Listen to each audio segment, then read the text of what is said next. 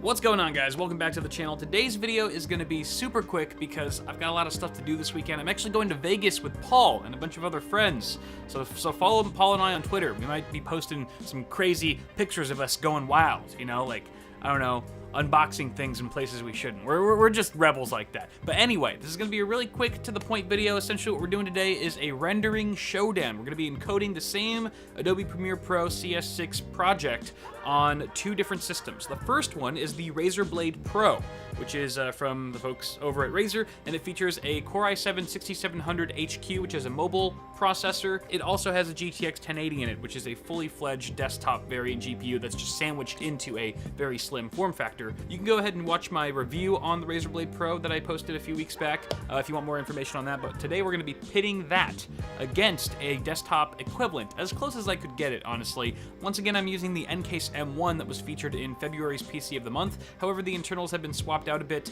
mainly the CPU cooler and graphics card. So for the graphics card, we actually have a full GTX 1080 that's going to compete with the 1080 that's in the Razer Blade Pro. And then for the CPU, we still have a 7700K in there that we will not be overclocking.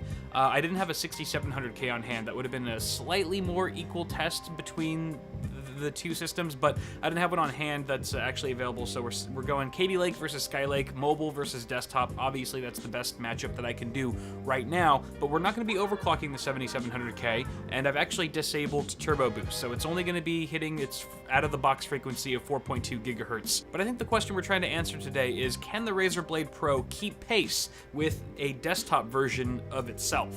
And I say that loosely because, again, mobile CPU versus desktop CPU, that's going to be a huge difference. Memory configurations are slightly different. We've actually got double the RAM capacity on our laptop than we do on our Mini ITX system here. So 32 gigs on the Razer Blade Pro, 16 gigs on the desktop. However, I've only allocated 8 gigs per system for the rendering task within Premiere Pro. It's actually a setting you can adjust within the software, so that'll be even across the board. Everything else will probably have very minimal impact on performance for this particular test, but there you go. Those are the that's what we're dealing with here. Obviously, everything is stock frequency on both systems, both CPU and GPU. You can't even overclock anything on the laptop for that matter.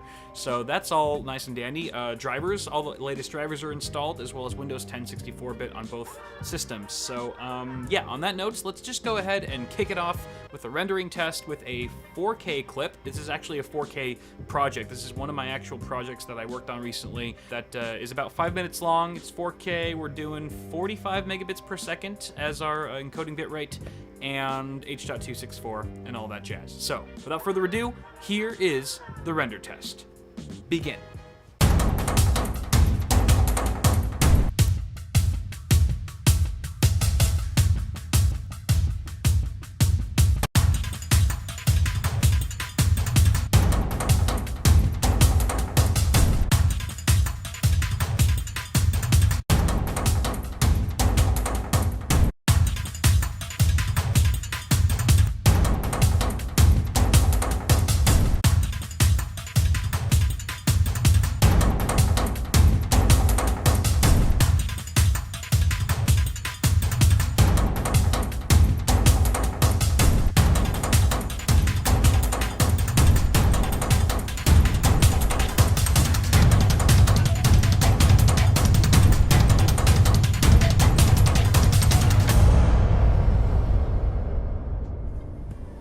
Alright, so a pretty crushing victory for our desktop here. It actually rendered out the project in 12 minutes and 2 seconds compared to the laptop, which was significantly slower at 18 minutes and 33 seconds.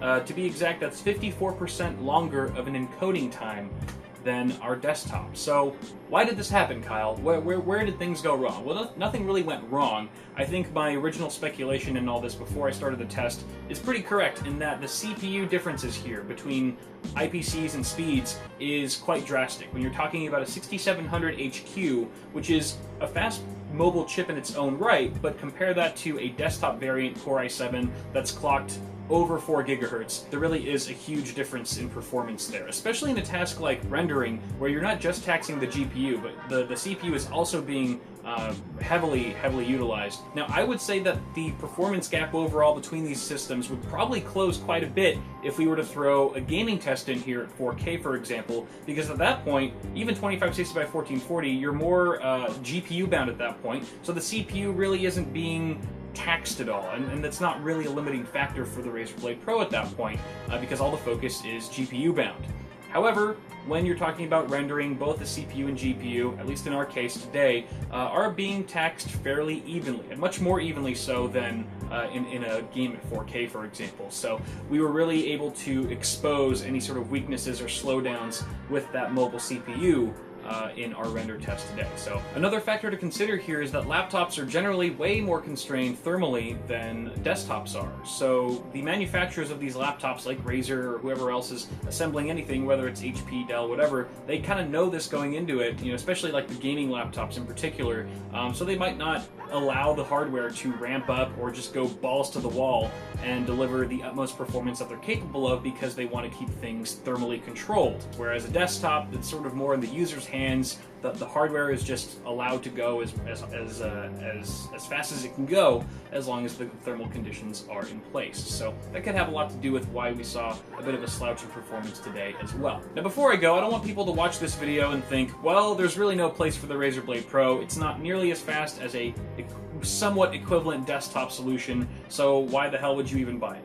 And to that, I will say, there is a fairer way to test this. Not that I have time to do it today, but hear me out, I'll leave you with this thought. If we were to test this again in a more fair, overall, all-encompassing manner, I would want to see how long it would take to set up a full desktop, including the PC itself, monitor, keyboard, mouse, all the cables, all that stuff. I'd like to see how many seconds would that take, and then how many seconds would it take to tear it down and pack it up nicely so that you were able to just walk out the door with everything in hand, versus the time it takes to close a laptop and stick it in a backpack and zip it up.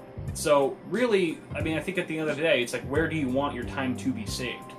In the rendering process during that period, or in the travel process? If you're going from A to B constantly, it does not make much sense to opt for a desktop solution, even though it might be 50-60% faster than a laptop equivalent. So I just want to bear that in mind for all of you, and again, that's pretty much all I have time to talk about today. Sorry if this video was super rushed, it totally is, but hopefully you still kind of enjoyed it a little bit. If you did, be sure to toss me a like on the video, and subscribe to the channel for more tech stuff coming at you really soon, which it certainly is. As always, I'm Kyle with Bitwit. Thank you all for tuning in, and I'll see you guys in the next video.